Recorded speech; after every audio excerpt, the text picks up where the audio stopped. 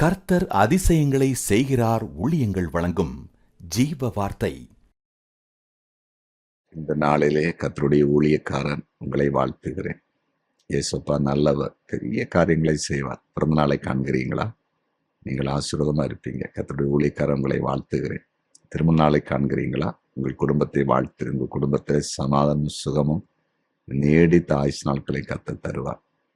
அது மட்டுமல்ல, எங்களுக்கு எந்த காரியத்தையும் கொண்டாடுவதற்கு எந்த சூழ்நிலை இல்லை அப்படின்னு யாரும் இருக்கிறீங்களா? கர்த்தர் அதிசயம் செய்வார். உங்க வாழ்க்கையில இனி வரும் நாட்கள்ல நீங்கள் சில காரியங்களை கொண்டாடி மகிழத்தக்கதாய் அற்புதத்தை கர்த்தர் செய்வார்.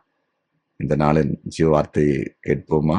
1 நாளாகமும் 12 அதிகாரம் 18வது வசனம். 1 நாளாகமும் 12வது அதிகாரம் 18வது வசனத்தை வாசிக்கிறேன். இப்பொழுது அதிபதிகளுக்கு தலைவனான அமாசாயின் மேல் ஆவி இறங்கினதினால் அவன், தாவீதே, நாங்கள் உம்முடையவர்கள், ஈசாயின் குமாரனே, உமது பட்சமாய் இருப்போம். உமக்கு சமாதானம், சமாதானம். உமக்கு உதவி செய்வர்களுக்கும் சமாதானம். இன்றைய ஜீவ வார்த்தையின் தலைப்பு சமாதானம் உண்டாகும். சமாதானம் உண்டாகும். பாருங்க, இங்கே கர்த்தருடைய ஆவி இறங்கின பொழுது ஒரு தீர்க்கதரிசி சொல்றான் தாவீதை பார்த்து, உனக்கு சமாதானம், உனக்கு உதவி செய்வதற்கும் சமாதானம் என்று சொல்றதை பார்க்கிறோம். உண்மையிலேயே நம்முடைய ஆண்டவர் சமாதானத்தை கொடுக்கிறவர் தானே. சமாதானத்தை கொடுக்கிற ஆண்டவர் தான்.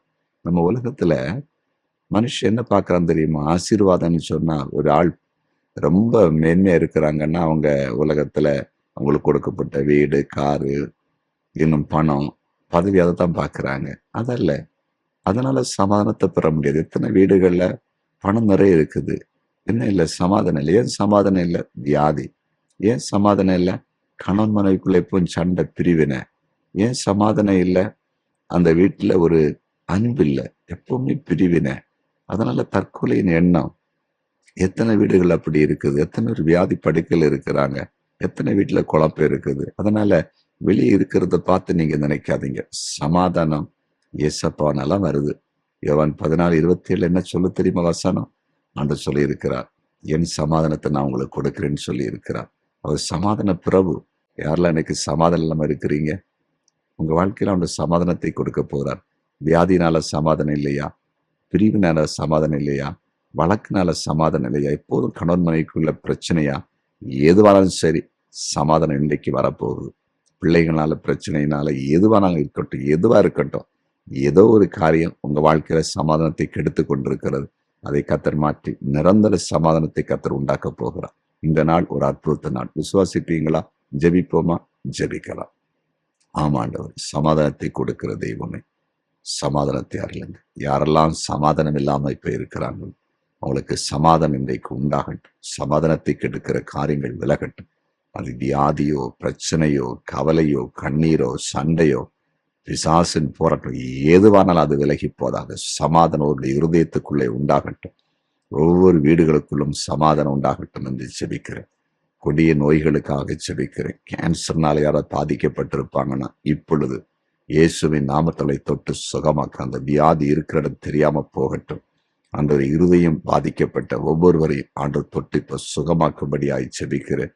கிட்னி பாதிக்கப்பட்டவங்களை சுகமாக்குங்கப்பா. சுகர்னால கஷ்டப்படுறவங்களை இப்பொழுதே ஆண்டவர் தொட்டு சுகமாக்குவீராக. பிரஷர்னால கஷ்டப்படுறவங்களை சுகமாக்கும்படியாய் ஜெபிக்கிறோம். இன்னும் கண்டுபிடிக்க முடியாத வியாதிகளால கஷ்டப்படுறவங்களை கர்த்தர் சுகமாக்கும்படியாய் ஜெபிக்கிறோம். ஆண்டவரே, விலகினப்பட்டு கடமைகளை செய்ய முடியாம, வேலை செய்ய முடியாம கஷ்டப்படுறவங்களை இப்போது விடுதலையாக்கும்படியாய் ஜெபிக்கிறோம்.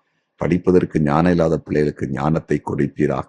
ஆண்டவரே, எக்ஸாம் நாட்களை கூட இருப்பீராக. நல்ல மதிப்பெடுத்து பிள்ளைகள் வெற்றியடைய கிருபை தாரும். நல்ல மேற்படிப்புகளை படிக்கட்டும். நீர் அப்படி செய்கிறதற்காக நன்றி. எங்கள் ஜெபத்தை கேட்கிறதற்காக ஸ்தோத்திரம். இயேசுவின் நாமத்தில் பிதாவே, ஆமென், ஆமென், ஆமென்.